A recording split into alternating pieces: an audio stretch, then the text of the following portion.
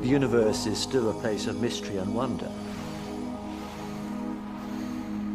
As a cosmologist, I'm exhilarated that we can make some progress towards tackling what seem very fundamental questions. These programs focus on, was there a beginning? Whether we are alone? What's the future of the cosmos? What is the nature of reality? With each advance, new questions come into sharper focus. The key issue is what we still don't know.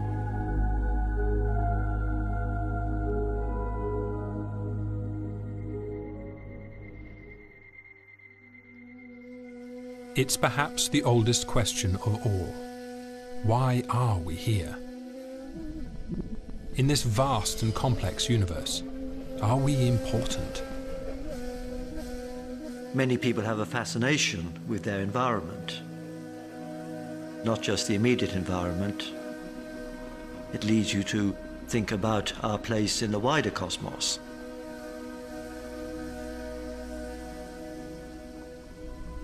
And it's not just a question for philosophers. Science has been tackling the question too, asking whether there is a hidden purpose to our creation. Or are we just an accident of creation? And in trying to find out why we're here, they asked first how we were created. And the question led to a shocking revelation. It seems our creation was far more precarious than anyone had ever imagined. The result of two mysterious but crucial constituents of the universe that until recently had entirely evaded detection. Without them, we could not exist. So what are they? And can they help us to answer the biggest question of them all?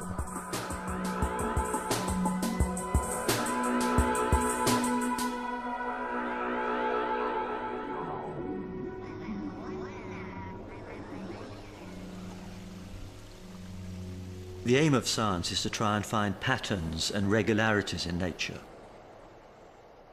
The first success was actually in astronomy because the ancients realized that the planets moved in regular courses, the seasons and the calendar were regular, and they were able to understand these patterns to some extent. It took much longer to achieve any success in subjects other than astronomy because the stars and planets in their courses display far greater regularity than almost anything else we can study in nature.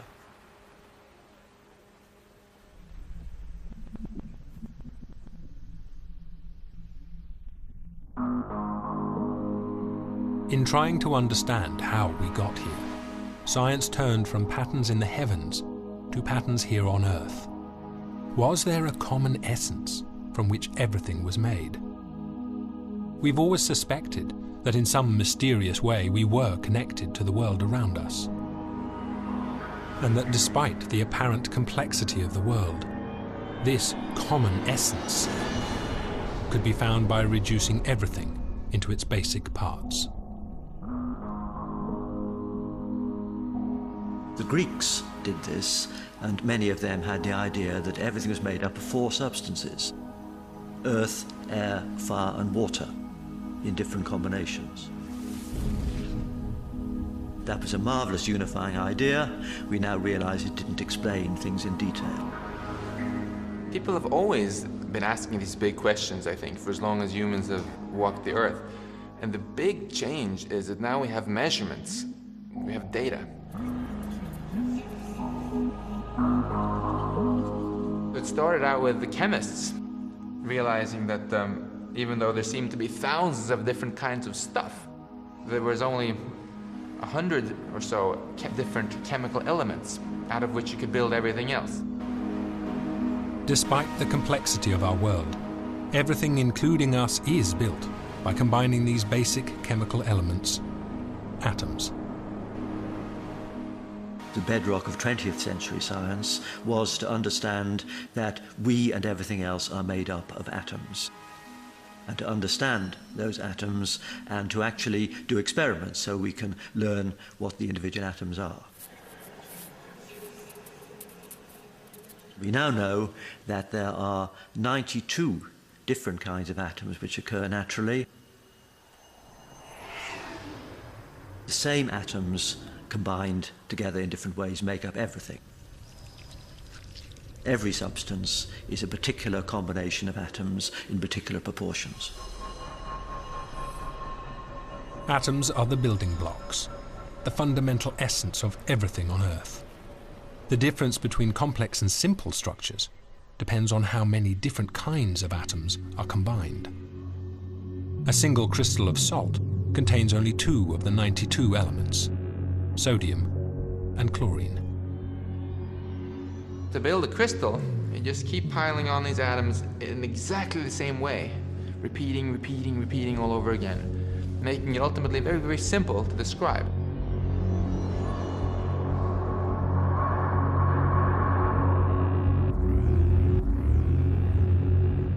A crystal is an example of something which is not particularly complicated.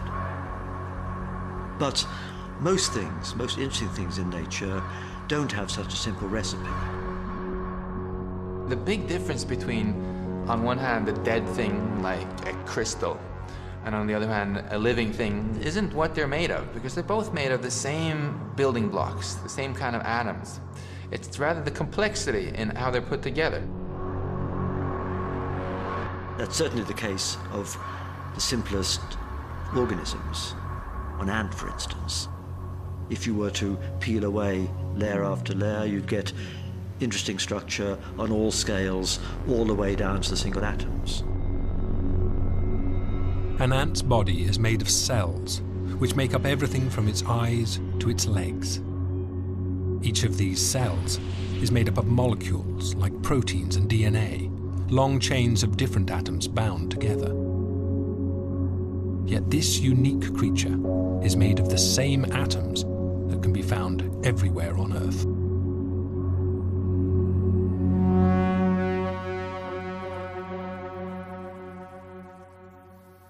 To get something really complicated, there must be very large numbers of atoms put together. If you want to build a squirrel, even to build one cell of the squirrel, one chromosome, you have to take these atoms and keep putting them in new and different ways without repeating yourself. And that's how you get this fantastic complexity, which is to me really the hallmark of life.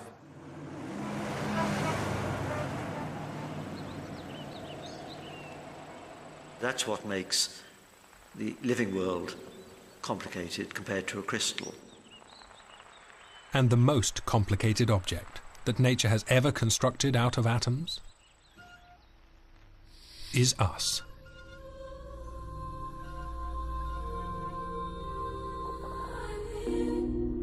We can say with some confidence that human beings are the most complicated things in the universe. We're certainly the most complicated things we know about.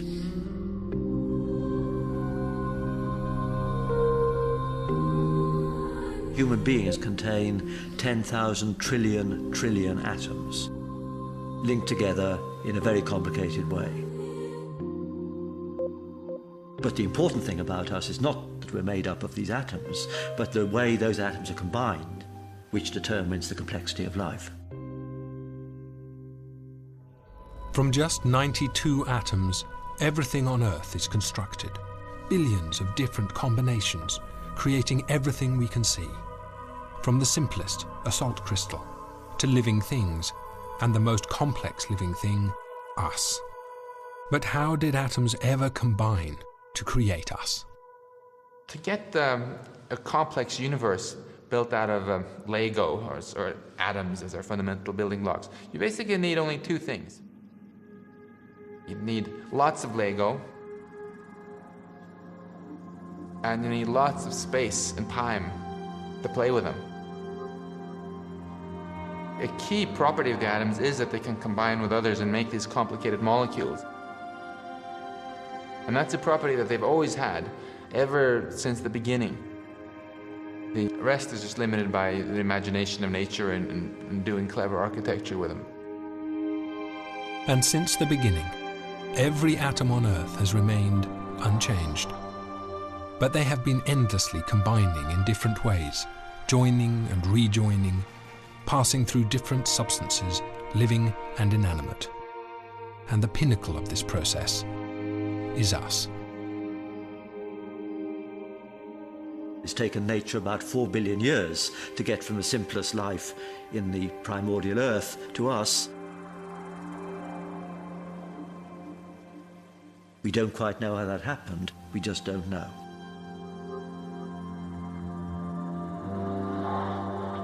The mix of atoms here on Earth now, carbon, oxygen and the rest, is the same as it was when the Earth formed 4.5 billion years ago. Because atoms can't be created or destroyed by any process we know about that's going on here on Earth. Those atoms must therefore have been produced somewhere, somehow, before our solar system formed. So to truly figure out our origins, to understand how, and perhaps why nature created us, we have to discover where the 92 elements that formed the Earth came from. In trying to discover if there might be a reason for our existence, scientists had found everything is built from the same 92 elements that have been present on Earth since its creation. If you want to know where the atoms we are made of come from, the answer leads us back before the solar system was formed, towards thinking about the entire cosmos and everything that happened since the very beginning of our entire universe.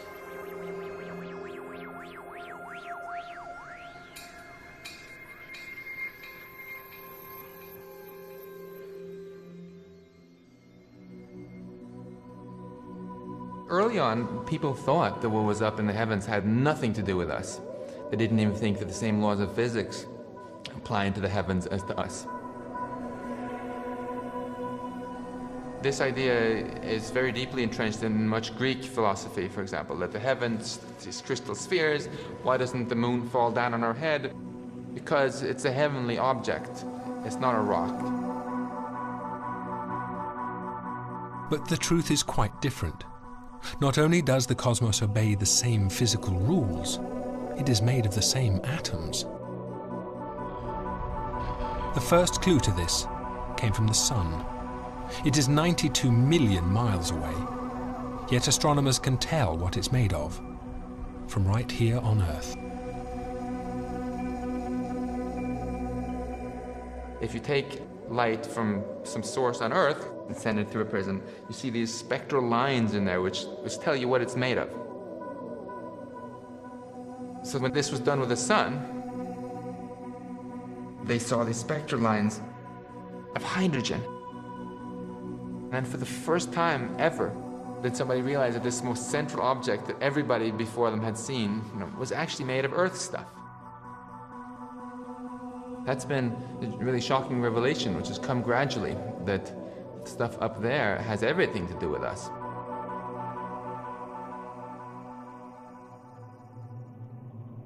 And every star that we analyzed confirmed the same story, no matter how distant.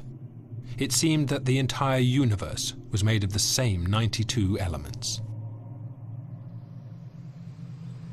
It's remarkable that the substances which make up ourselves and everything on Earth are, as far as we can tell, identical to what we find in the Sun and in the most distant stars.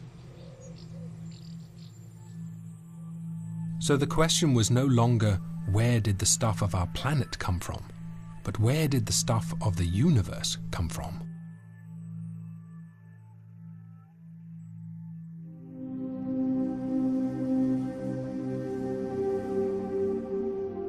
We believe everything started off in a so-called Big Bang, a very hot, dense state, nearly 14 billion years ago. The Big Bang is the cosmologist's story of how everything in the universe was created in a giant explosion. But the early universe contained a far simpler atomic mix than today. In fact, just two elements existed, the simplest atoms imaginable. If you'd been looking at the universe when it was, say, a few million years old, it would have been a rather boring place. It would have been at about ordinary temperatures, sort of temperature we're at in this room today, but everything in it would have been just a very diffuse uniform gas, nothing else. That gas would have been just the simplest atoms, hydrogen and helium. But what transformed these two most basic elements, hydrogen and helium, into the 92 elements that make up every galaxy, every star, every planet, and on Earth, everything from crystals to us? You want to know how, from that simple beginning, everything transformed into the cosmos we see around us today and of which we are a part. The transformation occurred because simple atomic matter was not all that existed. There was a force, an ever-present fundamental force, that to this day is both familiar and strange.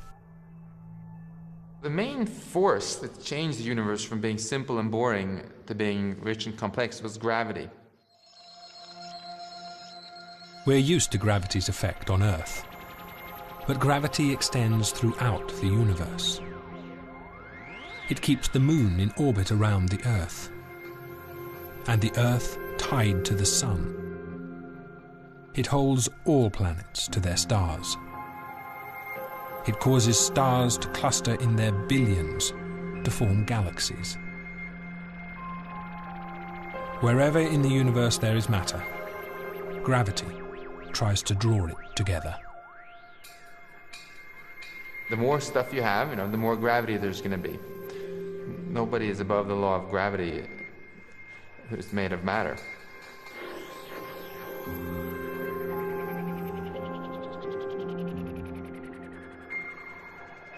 And from the beginning, the clouds of hydrogen and helium atoms were subjected to the gentle but ever-present force of gravity.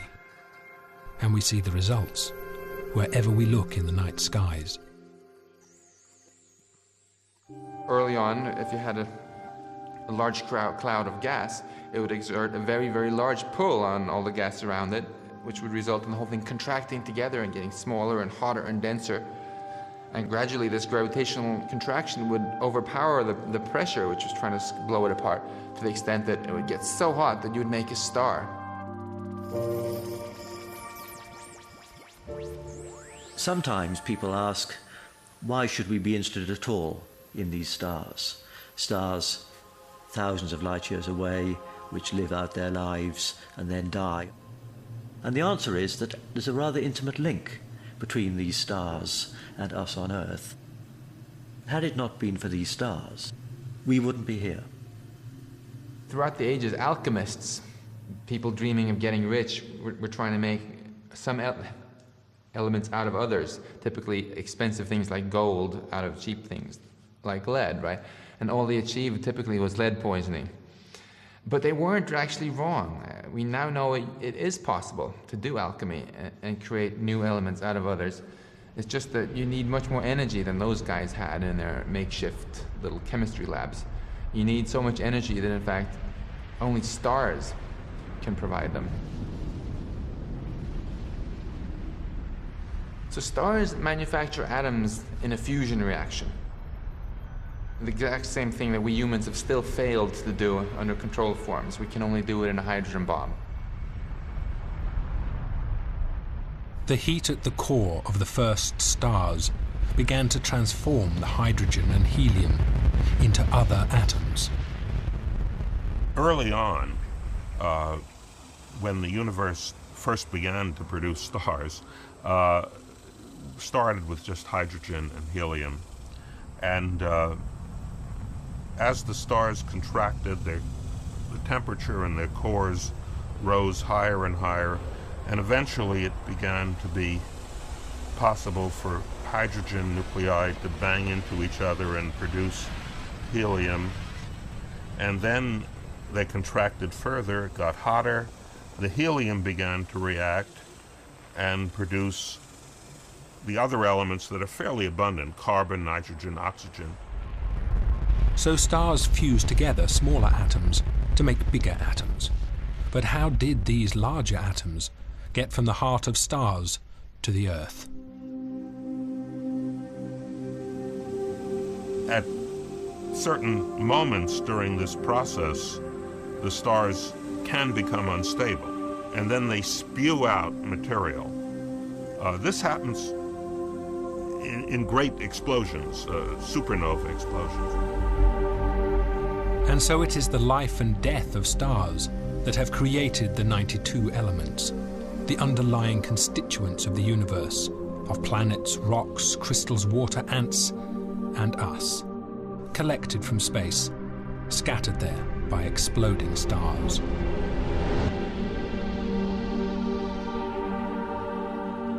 We are literally the ashes of long-dead stars.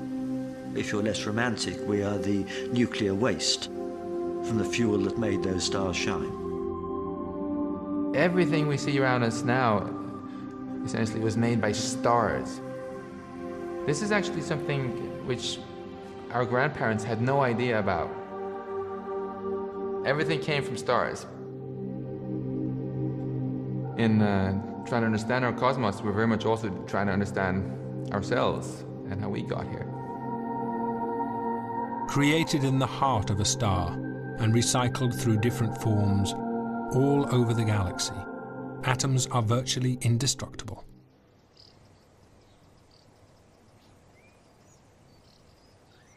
A single atom, like, say, an atom of carbon, can't be created or destroyed by any process that goes on the Earth. Let's imagine one atom that's in a particular blood cell in my body now. Some stage I probably breathe that in as carbon dioxide in the air. That carbon dioxide might have been put out from a chimney where coal was being burnt. And it would therefore be a relic of some primordial forest maybe 200 million years ago. We can trace it back further to when the Earth first formed. Some earlier star exploded as a supernova and flung out into space the process debris of the nuclear fuel that kept it shining.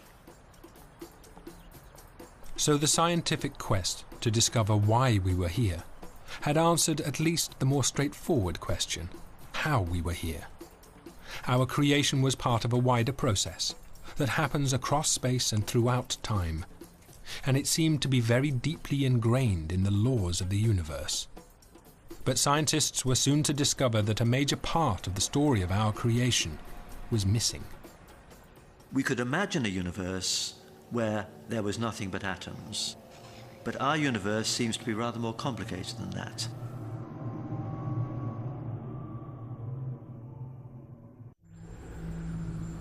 In the search for an answer to the question, why are we here? Scientists had proved that we were made of the very same atoms that made up the entire universe.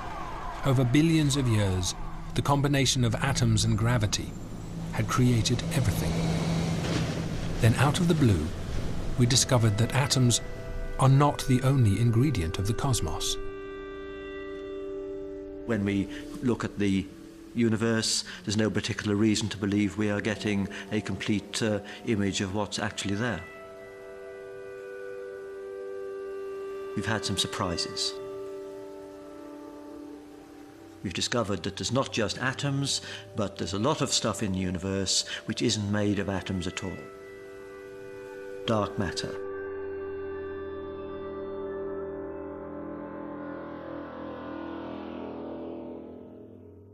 The first evidence for dark matter, in fact, goes back to the 1930s, long before I was born. Galaxies rotate, and at their outer edges, the stars are travelling at phenomenal speeds. The only force holding those outer stars to the rest of the galaxy is the combined gravitational pull of all the atoms in the stars at its centre. But when astronomers calculated the amount of gravity required to to prevent those stars from flying off into space, they discovered that there simply wasn't enough matter in the galaxy to hold the outer stars in place. Something was very wrong. By measuring, for example, the speed with which stars go round and round the centers of galaxies, like our own Milky Way, the stars go round too fast. And unless there is some gravitational confining force, some sort of invisible glue keeping the stars together, the galaxies would have just dissolved.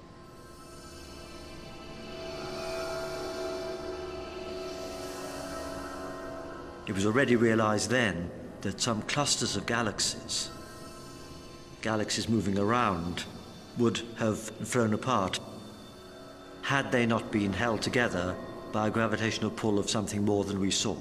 So that was the first intimation of dark matter. But for many astronomers, the idea that there could exist in our universe a type of matter made from something other than atoms was just too strange to contemplate. People didn't want to think that the universe was full of dark stuff that we couldn't study. And after all, justifying a huge investment in a telescope requires telling the funding agencies, we're going to discover what the universe is made of.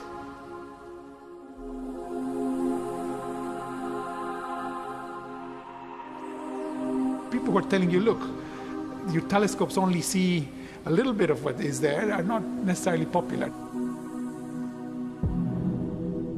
So partly for that reason, and partly because there was no theory as to what the dark matter could be, that idea lay dormant. It was a niggling thought in the back of people's minds until the 1970s, when more direct and compelling modern evidence for dark matter was acquired, and then it was just staring us in the face. We couldn't ignore it anymore. And when they calculated the amount of dark matter in the universe, astronomers were even more surprised. This mysterious material made up the majority of the universe, nearly 85% of it. The realization that most of the mass in the universe is dark matter has come as a big shock to the community. And we have no idea what it is. Unlike ordinary matter that we understand and we know and love, we know how to make it, and we know its composition. We know relatively little about dark matter.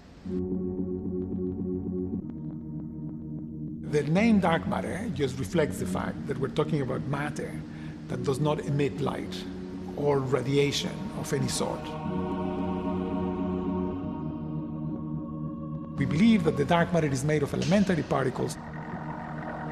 These particles, which are still hypothetical, I should say, this is something that has yet to be confirmed in the laboratory, go straight through you, and you're none the wiser. And that makes it very difficult to detect these particles, because the way you detect the particles is by stopping it, intercepting it. But if you just go straight through the detector, then you don't know that there was a particle there. And so they're harmless from that point of view, but they're all over the place. There's billions of these dark matter particles crossing my hand every second as we speak, and you just don't feel it. They don't interact. They just do nothing. In fact, it'll happily go right through planet Earth and out the other side without even interacting, which makes it feel almost metaphysical. If there's no experiment you can do which will let us capture one of these particles, how do we know that they exist?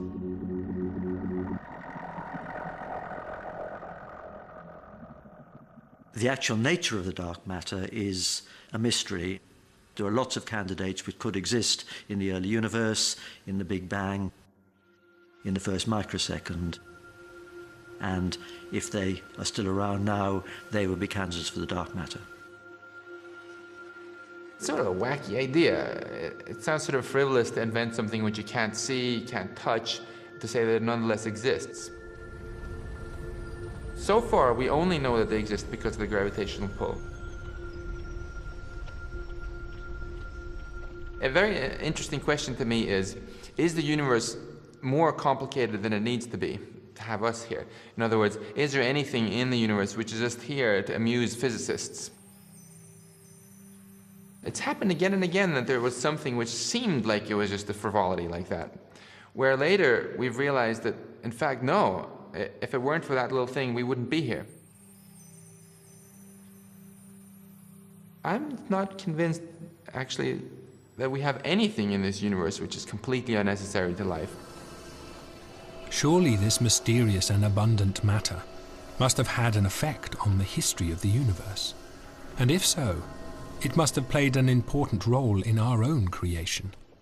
With the power of modern supercomputers, we are now able to replicate cosmic evolution with great precision through simulations.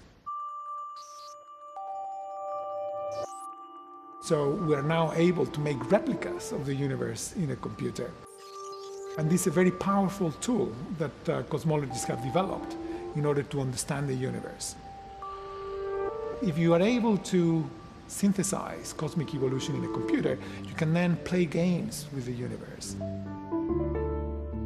I worked on trying to make universes without dark matter in a computer, and they were always a disaster.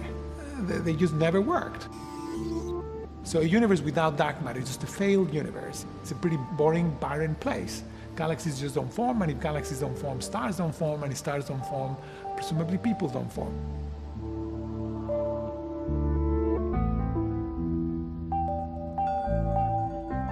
It was only when we got the right chemistry, the right mix of dark matter and ordinary matter, that we suddenly came up with replica universes that for all intents and purposes look just like the real thing.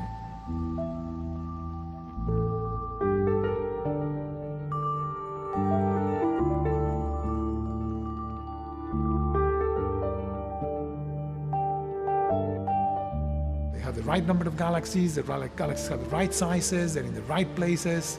It's beautiful universes. Without dark matter, we would not be here. How could a cosmic ingredient so fundamental to our own existence have escaped detection for so long?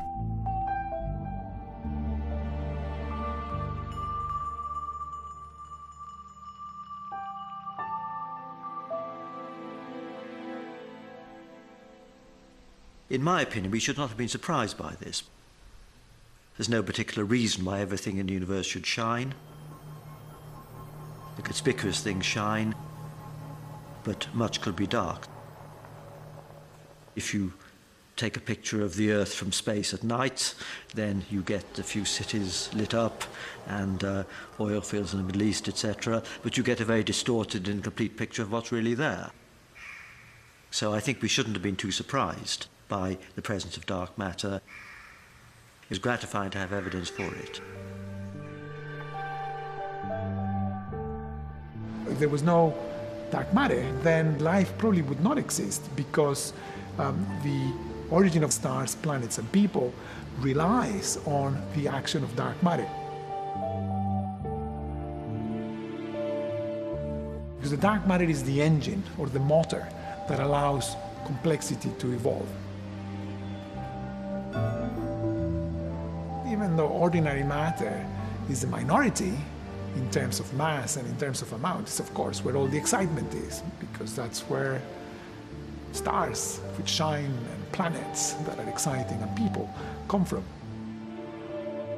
But would this mysterious substance, so vital to our evolution, play a part in our future?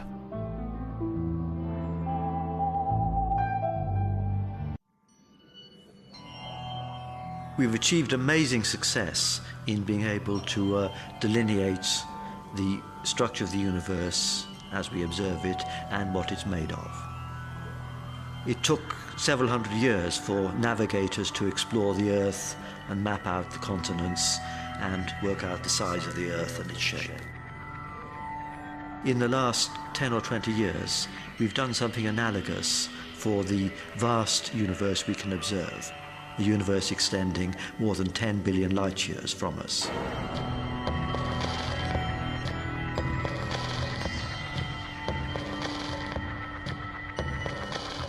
Having figured out the role dark matter had played in creating us, the most complex collection of atoms in the universe, cosmologists were keen to see how it might affect our future. And to assess how dark matter might affect the future, scientists had first to peer into the past. Since its beginning in the Big Bang, the universe had been expanding outwards. Intuitively, scientists expected that this expansion would be slowing down. The amount the expansion is slowing down would be determined by how much gravitating stuff there is, because everything exerts a gravitational pull on everything else, and so the more gravity there is, the more it is slowing down. If you could find out that it was slowing enough so someday it would turn around and come to a halt, then effectively you would have found out that the universe was going to come to an end. And of course, you could find out the opposite, that the universe was slowing, but not enough to ever come to a halt. Then you know that the universe is going to last forever. And I figured, what could be a better project than that, than to measure the fate of the universe? To study how much the expansion of the universe has slowed, you need to know how fast it was expanding in the past. And peering back in time is not as impossible as it sounds. To look at any star is actually to look back in time. Because although light travels very fast, it still takes time to reach us. Light from our nearest star, the Sun, takes 8 minutes to reach us. But to study the earliest stages of the universe, astronomers had to search out the most distant stars. And the brightest of them are exploding stars. For decades, astronomers had been fascinated by these exploding stars, the supernova, and I think partly just because people love seeing a really dramatic explosion. These things are so bright that they outshine almost the entire galaxy of stars that they explode in. That's some 10, 100 billion stars, and this one star that explodes is brighter than all the rest, just for the month or so that it's exploding, and it's visible. You can tell then how far away these supernovae are by how bright they got to be. And the distance tells us how long ago it exploded. The amazing thing is that by now we've seen supernova explosions which are so faint, so that they're so far away that they represent an explosion that occurred some 10 billion years in the past. And we're just seeing that pulse of light reaching us today that exploded from 10 billion years ago. The color of the light from these supernovae tells us how fast the universe was expanding at the time they exploded. Because the expansion of the universe affects the color of the light from the supernova. The supernova, intrinsically, when they explode, are mostly blue. If you were near one of the supernova and survived, what you would see would be mostly a blue explosion. However, while the universe is expanding, the light travels to us from that supernova in an expanding universe, and everything in that universe that's not held together by some force stretches with the universe. And one of the things that stretches with the universe expansion is the very wavelengths of light that are traveling to us from that supernova. The difference in the detected colors of supernova of different ages tells astronomers exactly how much the expansion of the universe has slowed down. Saul Perlmutter set himself the unlikely task of catching exploding stars.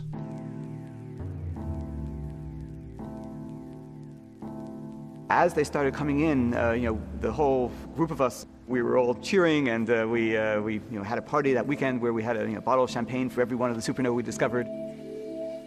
But as the data flowed in, the slowing down effect they expected didn't materialize. In fact, quite the reverse.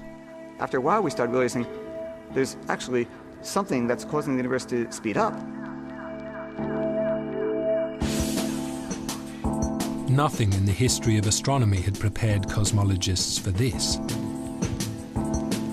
In fact, with the avid gravitational braking of dark matter, the acceleration seemed even more paradoxical.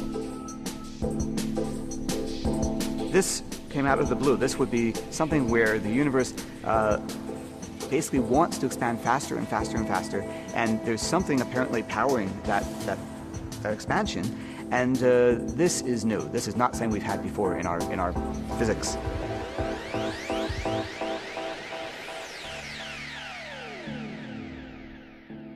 If you asked the physicists, the theoretical physicists, what could do that, they said, well, if you came up with some way of having an energy of a certain kind that spread out through all of space, then you can actually get that to cause the universe to accelerate faster and faster. Whereas dark matter shocked scientists by revealing that most of the substance of the universe was invisible, now they had discovered that empty space possessed an inexplicable energy. If you imagine taking a volume of space, removing from it all the atoms, all the energy, all the magnetic and electric forces, etc., you might think you end up with zero. But it looks as though you don't end up with something which is exactly zero. There is still something there. That something exerts a force which seems to be the opposite of the force exerted by normal gravity. It's a force which seems to cause things to disappear away from each other rather than be attracted towards each other. Why empty space itself should be more than just nothingness and have these complicated properties is indeed a very deep mystery. They named the source of this mysterious expansion dark energy. It sounds like you know what it is if you give it a name, if you call it dark energy. But in fact, if you talk to almost any scientist today, they would say they've got no idea what dark energy is. Cosmologists are also unsure of the role dark energy will play in the future of the universe. It could make the universe expand forever, pushing everything apart to its destruction. What started with a Big Bang may end with a big rip. In fact, that beneficial building of complexity may have just been the first phase of the universe, and that most of the universe actually will be spent tearing it all apart. And that would be, of course, a rather disappointing conclusion to what looked like a very promising beginning. Others believe that the local process of building ever more complexity will continue regardless. The extra force has no effect here on Earth, nor even in the solar system, nor even in the galaxy. But it comes into its own on the intergalactic scale when the gravitational pull is overwhelmed by a force which is actually pushing things apart rather than pulling them together. And this force is due to the very mysterious dark energy. Although dark energy is key to understanding our ultimate fate, physicists face a massive challenge to understand it. You might think that the physicists would have been crestfallen, but in fact, it works exactly the opposite way around. Physicists love a challenge, and I think they love a mystery. And so for them, this was the most exciting, most fun thing that had happened in years. But for some, the likelihood that we have any role or purpose has been made less likely by the very discovering of the dark side of our universe. I think the experience of doing science and learning about science leads to a rather melancholy view of man's position in the universe. We're not in any very important place in the universe, or in the laws that govern the universe. Others disagree. Many cosmologists believe we may still have a special place in creation. Whatever part dark matter and dark energy have played up till now, they haven't hindered our evolution. Indeed, we wouldn't be here without them. Perhaps as we come to better understand dark matter and dark energy, we will realize they are not the enemies of the complexity which created us, but vital parts of it. So the question of why we are here is still open. As we've surveyed the cosmos in more detail and with more precise instruments, we've compiled a more complete inventory of the things in it. When we have a deeper understanding of the basic laws, I suspect that we will think that it is natural that we have these three ingredients, though it looks like an unaesthetic complication at the moment. In many scientists' minds, it should be much simpler than that. We should be able to come up with a theory that makes sense out of all these things all at one time. Suddenly we'll see, oh, with that fundamental simple principle, it all makes sense. You don't have to have lots of different explanations for different things. It all fits into one big story. That's the aha moment that we're looking for. We want to have that real sense of, that's, that must be the truth.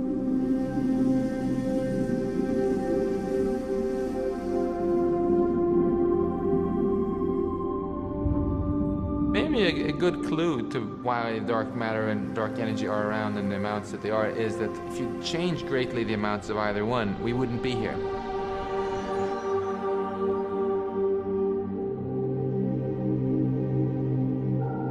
With no dark matter, our galaxy wouldn't have had enough gravitational material pulling it together to actually form.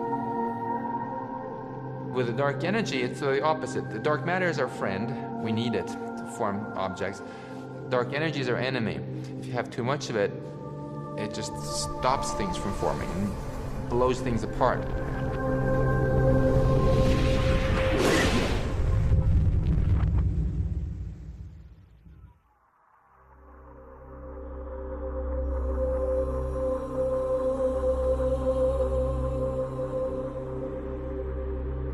There's no particular reason why our human brain should have evolved just far enough to be able to assimilate the deepest levels of reality. What is amazing is to be able to make so much sense as we have of the external world. We have pinned down some of the general properties of our universe, just as early navigators pinned down the general configuration of the continents and the size of the Earth. But that was not the end of exploration of the Earth, and likewise we are at the beginning rather than at the end of our exploration of the universe. And I believe when the history of science is written, then what's been discovered about our universe in the last decade or two will be one of the most exciting chapters. But the key question, of course, is what we still don't know, and that is the challenge for the coming century.